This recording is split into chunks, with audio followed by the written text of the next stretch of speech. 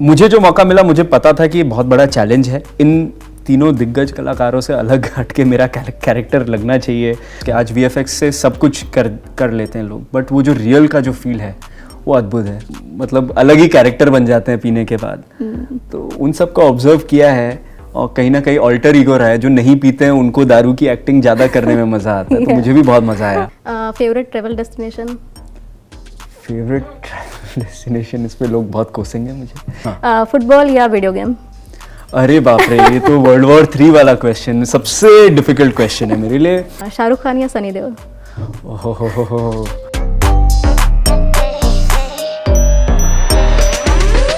त्रेता युग में भगवान राम को उनके पिता दशरथ ने वन जाने को कहा तो वो खुशी खुशी वनवास चले गए।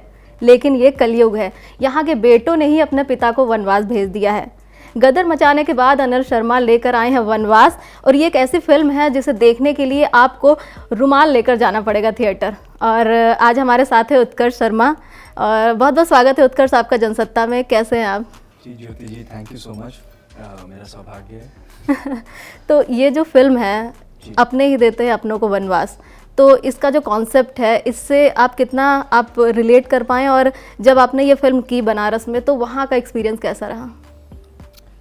देखिए, ये कॉन्सेप्ट ही नहीं, ये फैक्ट है, अनफॉर्चुनेट रियलिटी है। जैसे आपने ही बोला, ये कलयुग की रामायण है, जहाँ पे माता पिता को वनवासी बना दिया जाता है उनकी इच्छा के बगैर, उनकी मजबूरियों को समझे बगैर। पुत्र जो हैं वो माता पिता का सहारा नहीं बनना चाहते।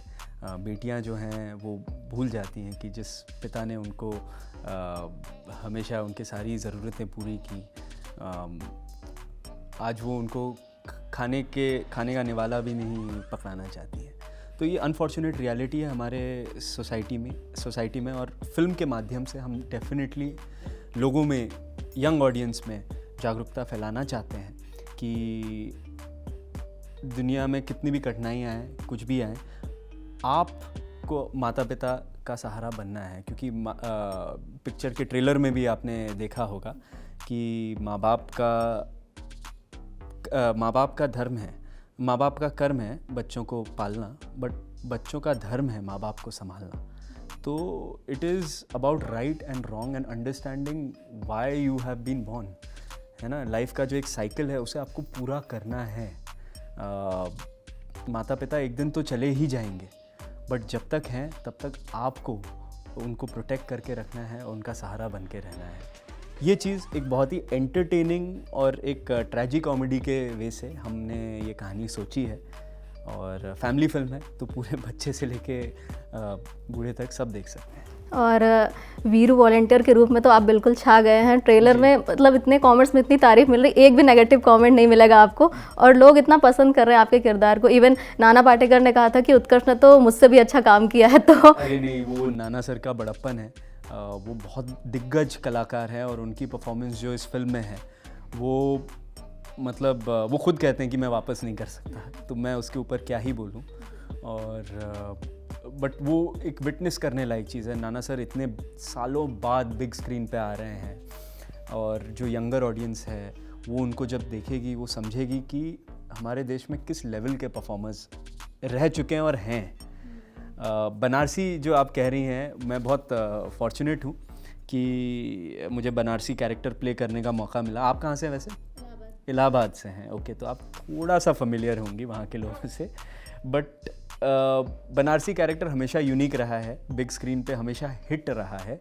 चाहे वो बच्चन जी का डॉन में कैरेक्टर हो, चाहे गोविंदा जी जो 90s में करते थे, और देवानंद सर ने भी किया है। मुझे जो मौका मिला, मुझे पता था कि बहुत बड़ा चैलेंज है। इन तीनों दिग्गज कलाकारों से अलग हटके मेरा कैरेक्टर लगना चाहिए, क्योंकि ये कैरेक्टर जो है बहुत रियलिस्टिक चीज़ों के बीच में पला बड़ा है। घाट घाट का पानी पिया है और घाट घाट का पानी पिलाता भी है। बिल्कुल, और ट्रेलर देखकर ही ऐसा लग रहा था कि हम 80s 90s में आ गए हैं। उस ज़माने में जब फिल्में आती थी, जो उनकी वाइब होती थी, वही वाइब इस वनवास के ट्रेलर में हमें मिली है। और जो आपका किरदार है, उसका जो गेटअप है, लुक है, उसके कपड़े हैं, हर तरह से वो बनारसी ही लगता है। तो कैसा, उस बारे में क्या कहेंगे, उसके लुक के बारे में? उसका लुक जो है, नीता लुल्ला जी हैं कॉस्ट्यूम डिज़ाइनर, बहुत बड़ी कॉस्ट्यूम डिज़ाइनर है। बट उन्होंने सारे कपड़े जो हैं इस कैरेक्टर के यहाँ बनारस से सोर्स किए हैं, जिसे देख के मैं भी शॉक था, अरे इतने अच्छे अच्छे कपड़े वहाँ पे हैं, हम यहाँ पे इतने हज़ारों और थाउजेंड पे करके हम ऐसी जीन्स लेते हैं जो 2 वॉश के बाद एकदम बेकार हो जाती हैं, वहाँ पे इतने अच्छे अच्छे मॉडर्न कपड़े पहन रहे हैं। अब 2024 आ गया है, जिस वे में बनारसी कैरेक्टर रिप्रेजेंट होता था पहले की फिल्मों में, आज 2024 में मैं रिप्रेजेंट करना चाहता था आज का वहाँ का लोकल लौंडा कैसा है। तो मैं वहाँ लोकल गाइड्स के साथ भी घूमा और लोकल लड़कों के साथ बैठा रहता था, घाट पे समय बहुत गुजारा मैंने। तो मैंने पाया कि आज इंटरनेट के वजह से दुनिया बहुत मॉडर्न हो चुकी है। वो जो डिस्टेंस था पहनावे में एक मुंबई के लड़के का और एक बनारस के लड़के का, वो कम हो चुका है, इनफैक्ट ज़्यादा ही मॉडर्न है।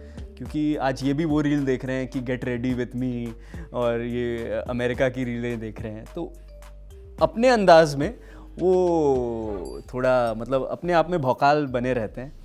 तो ऐसे ही कुछ उसके पहनावे, उसके कपड़े, उसकी जो एसेसरीज़ थी। एक बहुत इंटरेस्टिंग चीज़ नीता जी ने मुझे दी है, जो है यहाँ पे शिव जी का एक त्रिशूल बना हुआ है और उस पर नीचे डमरू है। तो बहुत शार्प था, अक्सर मेरे यहाँ पे चुभा करता था, बट वो इसकी बहुत स्पेशल चीज़ मुझे लगी, क्योंकि इस कैरेक्टर के सिर के ऊपर माँ बाप का आशीर्वाद हो ना या ना हो, महादेव का ज़रूर है। नाइस। और जो है इस फिल्म के क्लाइमेक्स में बताया जा रहा था कि बर्फ़ में शूटिंग करनी थी, तो स्नो था नहीं, तो नमक बहुत सारा अनुज शर्मा जी लेकर आए।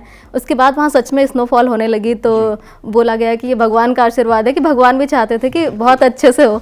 तो उस क्लाइमेक्स के सीन के बारे में कुछ अगर आपकी यादें हो तो हमसे शेयर करना चाहेंगे। देखिए, भगवान का बहुत हाथ रहा है इस फिल्म की मेकिंग में, क्योंकि Banaras itself was very difficult to shoot. इतना क्राउड रहता है, आपने देखा ही होगा घाट पे कैसा माहौल रहता है, बट हमें इतना ईज़ था वहाँ का जो लोकल लाइन प्रोड्यूसर्स भी थे, उन सब की सहायता से भी बहुत सहयोग रहा। वहाँ पे आराम से शूटिंग हो गई, बिना किसी को डिस्टर्ब किए कुछ किए। और जब हम शिमला में शूटिंग कर रहे थे, बर्फ़ 2 साल से पड़ी नहीं थी। जिस दिन 3 हफ्ते से हम उस सीन को शूट करने का वेट कर रहे थे कि कब बर्फ़ पड़े और हम शूट करें, हमारी शूटिंग ख़त्म होने आ गई थी। मगर उस सवेरे जब हम उठे, इतनी बर्फ़ पड़ चुकी थी कि चलना मुश्किल था। फिर भी प्रोडक्शन ने बहुत मेहनत की, हम लोकेशन पे पहुँचे। 8-9 घंटे हम वहीं सेट पे थे, मैं, नाना सर, और सोचिए हम इससे भी करीब हैं, ठीक है, और इतनी बर्फ़ पड़ रही है कि मुझे उनकी आंखें ठीक से नहीं दिख रही हैं। कैमरा इतने ही डिस्टेंस पे, पर वहाँ से यहाँ आवाज़ नहीं आ रही है। प्लस बर्फ़ है, आइस हॉकी का मैदान है, तो वो स्लिपरी कितना हो गया है। तो इट वाज ऑल, हर भगवान के भरोसे ही वो सब शॉट्स हुए हैं, क्योंकि डायरेक्टर पापा जो थे वो सिर्फ कैमरा को गाइड कर पा रहे थे वहाँ से, मॉनिटर भी नहीं, कुछ नहीं। और हम लोग, मैं और नाना सर अपनी सीन कर रहे हैं, चीज़ें कर रहे हैं, बाकी एक्टर्स भी हैं, वो सब भी हैं उधर। तो इट वाज टोटली मैजिक। हमें कोई आइडिया नहीं कि क्या चल रहा है, क्या होने वाला है, दूसरे एक्टर को मेरी आवाज़ सुन भी रही है या नहीं, बट वो जुनून जो था ना उस सीन को करने का, क्योंकि हमें भगवान ने इतनी बर्फ़ हमसे, हमारी चाहत से ज़्यादा दे दी, और वो क्या सीन हुआ है बिना VFX के। आज VFX से सब कुछ कर लेते हैं लोग, बट वो जो रियल का जो फील है वो अद्भुत है। उसके बाद अलग बात है कि हम स्नोड इन हो गए, हम वहाँ से निकलने में बहुत 4-5 घंटे लग गए हमें होटल पहुँचने में, वॉक करके चलना पड़ा हमें बीच रास्ते से। पर यही सब तो एक्सपीरियंस है जो बाद में याद आते हैं। बिल्कुल। अच्छा, शिमला में शूट हुआ, बनारस में हुआ, सिर्फ 60 डेज में कैसे ख़त्म कर लिया आप लोगों ने? आई थिंक नाना सर को सबसे पहला श्रेय जाता है इसमें, क्योंकि उन्होंने जब स्क्रिप्ट सुनी थी, वो बहुत बार स्क्रिप्ट को दोहराते हैं, राइट। हमारी तो गदर 2 रिलीज़ पे थी, उस समय हमारे राइटर्स उधर जाते थे, पापा जाते थे, और पोस्ट का काम भी चल रहा था, गदर 2 का रिलीज़ का भी, सब जो मार्केटिंग, प्रमोशंस, वो सब चीज़ें चल रहे थे। तो सर काफ़ी बैठे हैं स्क्रिप्ट पे, और उन्होंने इतनी रम ली है स्क्रिप्ट, और दूसरों को भी रमा दी है, कि वो शूटिंग करना आसान हो गया। नाना सर ने तो अपना पोर्शन बहुत ही स्पीड में ख़त्म किया, और हमें भी फिर उनके साथ वो आदत लग गई, तो हमारा भी काम बहुत फास्ट हुआ। अच्छा, रियल लाइफ में आप अल्कोहल नहीं लेते, लेकिन जो आपका किरदार है वो बियर पीता है, तो उसको आपने कैसे निभाया, उसके लिए कहाँ से ट्रेनिंग ली? उसके लिए ट्रेनिंग नहीं, उसके लिए मतलब दूसरों को देखना पड़ता है। दोस्त हैं, लोग हैं जिनको मैंने देखा है कि जो मतलब अलग ही कैरेक्टर बन जाते हैं पीने के बाद, तो उन सबको ऑब्जर्व किया है। और कहीं ना कहीं ऑल्टर ईगो रहा है, जो नहीं पीते हैं उनको दारू की एक्टिंग ज़्यादा करने में मज़ा आता है, तो मुझे भी बहुत मज़ा आया। और नाना सर को बड़ा मज़ा आया देख के कि उनको लग रहा था कि मैं रियल में पीता हूँ और मैं पी के ही आया हूँ सेट पे। उन्होंने एक बार कमेंट किया था कि पी के आया क्या बट उसके लिए फिर क्या है, थोड़ा शरीर वरीर में थोड़ा सा चेंज करना पड़ता है। जो बियर पीते हैं थोड़ा सा बियर बेली रखना पड़ता है और कुछ नहीं। तो उसके लिए आपने बनारस में खूब सारा मलइयो और ये कचौड़ियाँ खाई, जलेबी खाई, इसकी फ़ोटो आपने डाली। ऐसा मौका कहाँ मिलेगा, ऐसा मौका कहाँ मिलेगा जहाँ पे आपको यूपी का लौंडा ऐसा प्ले करना है कि मतलब खाता पीता है लौंडा है, ऐसा दिखना चाहिए। सिक्स पैक वगैरह तो 100 लौंडे मिल जाएंगे, बट इस लौंडे के हाथ में इतना दम है और इतना चौड़ है अंदर कि उसी से आदमी घबरा के भाग जाना चाहिए। अच्छा, आप खुद यूपी के, मतलब आपका परिवार यूपी का है, तो मथुरा का, तो आपको तो बहुत मज़ा आया होगा ये किरदार निभाने में। बिल्कुल बिल्कुल। मुझे बनारसी कैरेक्टर खुद देखने में बहुत मज़ा आया है एज अ किड। तो पापा की एक और स्क्रिप्ट थी जो बनारस में सेट थी और मुझे मेरी फेवरेट स्क्रिप्ट्स में से एक है। वो अनफॉर्चुनेटली उसका बजट बहुत ज़्यादा है, वो एस्ट्रोनॉमिकल बजट पे बनेगी जब बनेगी तो, बट उसका जो कैरेक्टर मुझे इतना पसंद था, वो कई सालों से मैं सुनता था और मेरी इच्छा थी वो कभी वैसा कैरेक्टर करूं। ये कैरेक्टर उससे बहुत अलग है, बट उसका जो रवैया कह लीजिए या उसका जो माहौल है जिसमें वो पला बड़ा है वो सिमिलर है। तो मुझे वो दिखा है इसमें कि हाँ, मैं वो अभी ना सही तो थोड़ा सा उसको इसमें ला सकता हूँ। बिल्कुल, और उस फिल्म की भी हम इंतज़ार करेंगे, हो सकता है बहुत जल्द आ जाए। हाँ, नहीं समय लगेगा, वो पिक्चर थोड़ा समय लेगी। अच्छा, इससे पहले जो आपने जीनियस फिल्म की थी, उसमें फिल्म तो लोगों ने पसंद की, पर उसका जो एक सीन था जो बहुत वायरल हुआ, अभी भी उसको आप रील में दिख जाता है वो सीन अक्सर ही, जहाँ पर आप सवालों के जवाब दे रहे हैं और राइट, तो उस सीन को देखने में बहुत मज़ा आया। आपको कितना मज़ा आया था? वो सीन से जुड़ी कुछ यादें आपकी? वो सीन करना बहुत डिफ़िकल्ट था मेरे लिए, क्योंकि हमारे जो राइटर हैं, मैं भी प्रेफर करता हूँ कि मेरी लाइनें सब रेडी हों। वो सब काम मुझे सेट पे करना पसंद नहीं है। पहले वो सीन इतना सा था, हार्डली 2 पेज का सीन था, उतना बड़ा नहीं था। मैं और इशिता जब ट्रैवल कर रहे थे तो हम साथ में बैठ गए गाड़ी में और हम उसको इम्प्रोवाइज़ कर रहे थे और राइटर भी हमारे साथ बैठे थे।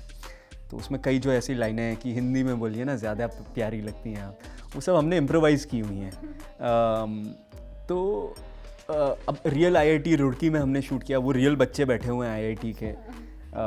तो एक हल्का प्रेशर था कि अब इन लोग को ये सीन जमेगा या नहीं, क्योंकि ब्राइटेस्ट माइंड्स हैं हमारे कंट्री के, इनको भी ये सीन जमना चाहिए, इनके सामने हिट होना चाहिए। तो पहले ही 2 डायलॉग में वहाँ पे लोगों का रिएक्शन आने लगा। अल्टीमेटली कॉलेज के ही बच्चे थे, तो उनको भी रोमांस वगैरह कॉमेडी देखना पसंद आता है। राइटर ने मुझे थमा दिया शूटिंग के एक रात पहले, 2 पेज का पूरा वो जो मोनोलॉग है वो थमा दिया। मैं देख रहा हूँ यार, इतना बड़ा अब तुम अभी दे रहे हो मुझे, रात को भी नहीं, शूट पे थमाया कि डायलॉग सारे चेंज हो चुके हैं, पहले का है जो हमने इम्प्रोवाइज़ किया, अब ये हो गया है सीन।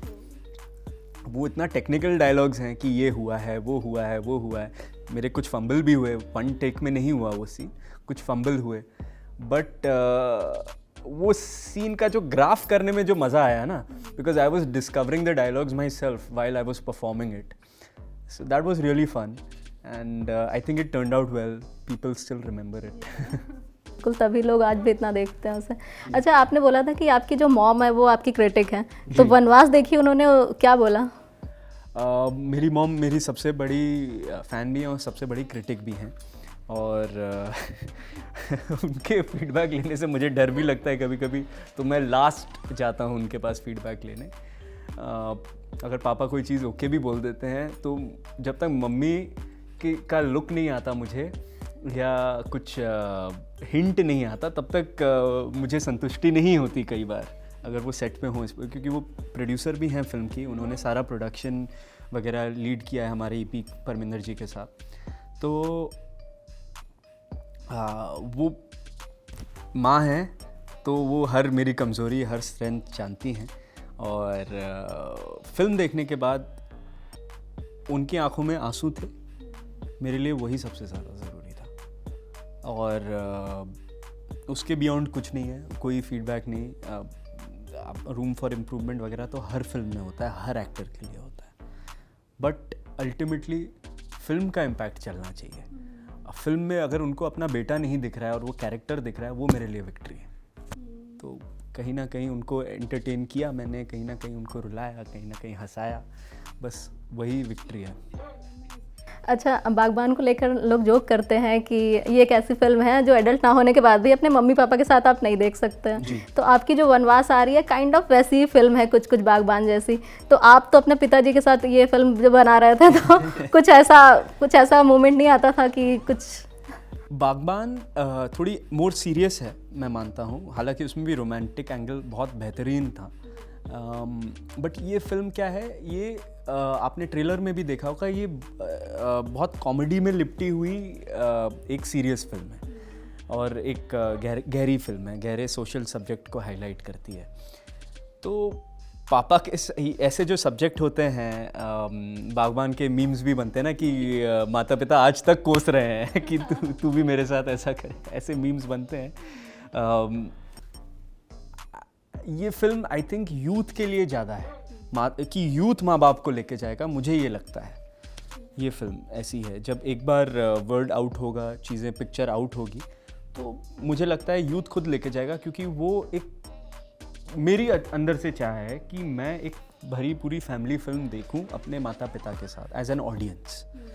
और मुझे पिछले कुछ सालों में भी यही महसूस हुआ है आसपास, कि लोग फैमिली फिल्म्स देखना चाहते हैं जो माँ बाप के साथ बिना झिझक के, हम जो थिएटर चले जाते थे वाइल ग्रोइंग अप, जहाँ पे पेरेंट्स को भी ऑकवर्ड नहीं लग रहा। आजकल क्या है, OTT पे भी कई कंटेंट ऐसे होते हैं, आपको कहानी अच्छी लग रही चीज़ें, बीच में एक ऐसा सीन आ जाता है जहाँ पे आप इधर देख भी नहीं सकते माँ बाप को, उसके बारे में बात भी नहीं, या कोई अरे यार ये ऐसे ही करते हैं ये लोग, या गाली गलौज बीच में डाल देंगे। हालांकि वो भी एक रियलिटी है सोसाइटी की, बट अल्टीमेटली फिल्म का मैसेज अगर डिग्रेड हो रहा है ये सब चीज़ों से करने से, तो नहीं करना चाहिए। ये एक भरी पूरी फैमिली फिल्म है जो बच्चे माँ बाप को लेके जाएंगे। बिल्कुल। अगर एक्टर ना होते आप तो क्या होते? पहला स्पोर्ट्समैन होता, दूसरा आर्कियोलॉजिस्ट होता, तीसरा रियल लाइफ या तो रॉ एजेंट या कुछ होता, या जादूगर होता, पता नहीं। अगर आप एक सुपर हीरो होते तो आपकी सुपर पावर क्या होती? सुपर पावर होती सुपर स्ट्रेंथ, नहीं उड़ना फास्ट, जल्दी ट्रैफिक अवॉइड कर लूँगा मैं, दिल्ली और बॉम्बे का। और आपका dream role? Dream role I think Dilip साहब की जो देवदास है वो मेरा ड्रीम रोल है। शाहरुख सर ने भी किया है, बट अगर बिमल जी के साथ कभी फिल्म करने का मौका मिलता, कोई भी रोल हो मैं कर लेता। All time favourite movie? Mother India. Celebrity crush? Deepika Padukone. Favourite travel destination? Favourite travel destination, इस पे लोग बहुत कोसेंगे मुझे, बट आई थिंक सेट, कोई भी सेट, फिल्म सेट पे जब मैं जाता हूँ मेरी फेवरेट है। बट वैसे आई हिमाचल आजकल मुझे बड़ा पसंद आ रहा है, जिस तरीके की वादियाँ हैं, अभी शूट भी करके आए हैं, तो बड़ा बहुत खूबसूरत जगह है। ओके, फेवरेट को स्टार? फेवरेट को स्टार आई थिंक फ़िलहाल सिमरत। और गदर 1 या गदर 2? देखिए गदर 1 because it started it all. Theatre या OTT? थिएटर। शाहरुख खान या सनी देओल? ओहो, दोनों के अपने अपने लाइक्स हैं। आई थिंक दोनों के फेवरेट का नाम लेता हूँ, Dharm ji. Oh nice. Single या कमिटेड? सिंगल। सुपरमैन या बैटमैन?